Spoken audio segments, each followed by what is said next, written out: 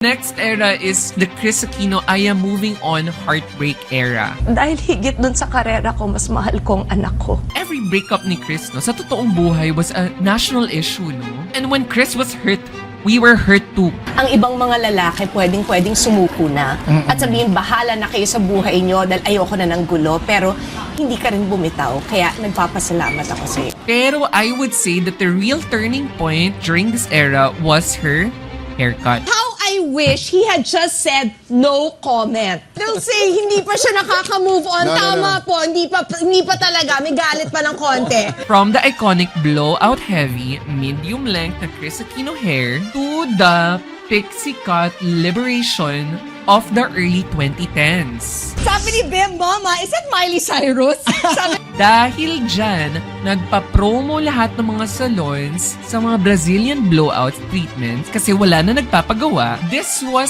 the birth of the pixie cut supremacy. All the girls, all the moms, and all the gays, sabay-sabay nagpupunta sa parlor.